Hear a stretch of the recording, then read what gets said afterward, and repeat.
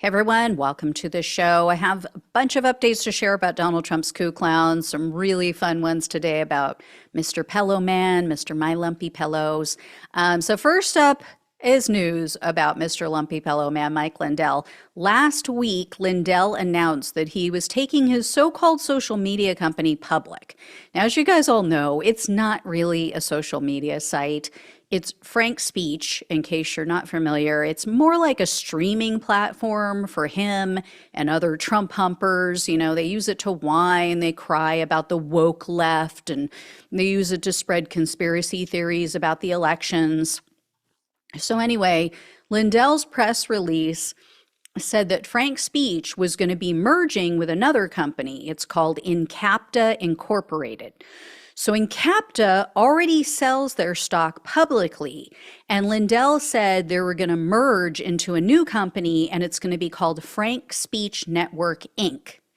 Well, Lindell also said the company was going to be listed on the stock exchange as FSBN. That would be their call name or their, initials like DJT stock for Donald Trump's site. So anyway, that didn't really work out the way that he said it was going to. It's like not exactly accurate because according to journalist Zachary Patrizio, he used to work for the Daily Beast, the new stock, it's not being traded on the New York Stock Exchange. It's currently sold on what he explained is the OTC market. Patrizio posted on Twitter and he wrote, quote, "It's clear that Lindell has been struggling with the concept of NYSE versus OTC markets. Oversimplification, but OTC markets are like a flea market compared to NYSE being a department store. At a flea market, more potential for fake merchandise, i.e. pump and dump schemes." And then he also said that this Incapta company is massively in debt. They're in debt to the tune of almost $150 million. So what is the upside for Lindell and what's the point of this merger? Right? Obviously, I mean, we don't have any evidence of this yet, but it seems very sketchy, like they are maybe going to pull a pump and dumps type of scheme like DJT stock. I mean, it makes sense if you're a grifter.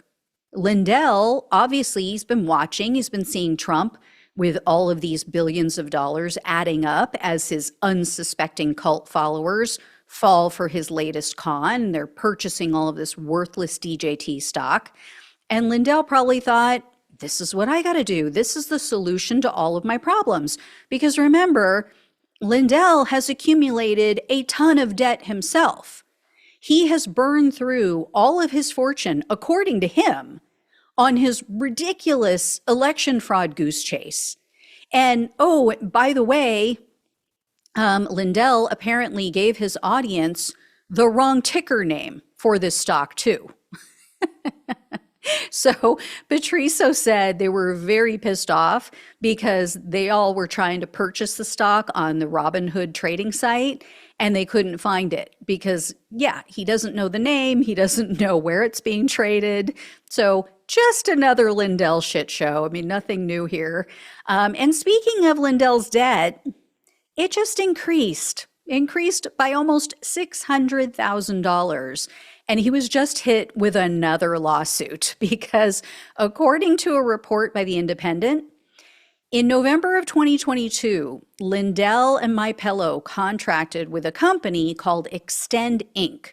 So what Extend Inc. does is they provide shipping, they provide product protection for his customers. For all the products that he sells, they provide shipping protection and product protection in case it gets lost, in case it gets damaged in the mail, what have you. So Lindell is supposed to pay them a portion of the proceeds of his sales. So he owes the company over $564,000 for their services. and he's completely ghosting them. The lawsuit was filed on August 30th, and Extend Inc. told the court, quote, "In May of 2024, after My Pillow failed to make any of the payments, outside counsel for Extend sent a letter to My Pillow to demand payment. After repeated further inquiries, Mike Lindell, Chief Executive Officer of My Pillow, emailed on June 23rd, 2024, that he will connect this week. But Mr. Lindell did not connect and never did." And the company went on to say that Lindell has, quote, "ignored repeated inquiries and demand for payment and has not paid any of the amounts due." So the Independent reached out to Lindell for comment, and he claims, he just has no idea what they're talking about. Remember, this company said Lindell himself emailed them and said, "I'll connect with you about this next week," and then blew them off. But Lindell said, quote, "I don't know if we had a conflict with them or whatever. I have no idea right now. I've got bigger things going on. I have no idea." So he has bigger things going on than an almost $600,000 bill. You know, like wasting money flying to Chicago for the Democratic National Convention and getting into an argument with a 12-year-old. Yeah, such a busy and important man. Next up is a quick update about the right-wing conspiracy-riddled blog, the Gateway Pundit. I shared with you guys recently, Gateway Pundit founders Joe and Jim Hoft, they lost their battle in bankruptcy court. They were trying to use bankruptcy as a way to indefinitely delay the defamation lawsuits that have been filed against them and their company. And then the judge ruled that, no, you have more than enough money. You don't need to file for bankruptcy. You can cover your expenses. So the judge dismissed the bankruptcy. Well, now the judge presiding over one of the defamation lawsuits has scheduled the trial for March 10th of 2025. This is the lawsuit that was brought by Georgia election workers Ruby Freeman and Shay Moss. So I would imagine as that date gets closer, we're going to start to hear some rumblings about a settlement. Just a thought, because there hasn't been a single person or a single news outlet that's willing to go to court with Freeman and Moss because they know they're full of it. They know they have no proof to back up their bogus election fraud claims. So anyway, I'll keep you posted on that. Also, have some schadenfreude-filled updates about, or an update about former Colorado election clerk Tina Peters. It appears MAGA leaders have basically abandoned her now that she's been convicted and is likely headed to prison. So you might recall Peters was just recently convicted for almost 10 different counts, misdemeanors and felonies, for helping others to break into election equipment in Colorado. So Peters posted this on Twitter, what you see here on your screen, complaining about Trump humpers who aren't speaking out. So for everyone on the podcast, or if you can't make it out, what it says is, quote, "This will be the last time I will tag Tucker Carlson, Dan Bongino, Rusty Rockets, and anyone else I see that are not speaking out on elections." So she went on, she cites hot button Fear News Network topics like the border, and then she wrote, quote, "Update on the Tina Peters elections whistleblower case. October 3rd sentencing, 4 felonies, 3 misdemeanors for doing her duty and exposing crimes." Really? Exposing crimes? What crimes? She exposed nothing. Where's all the evidence, Tina?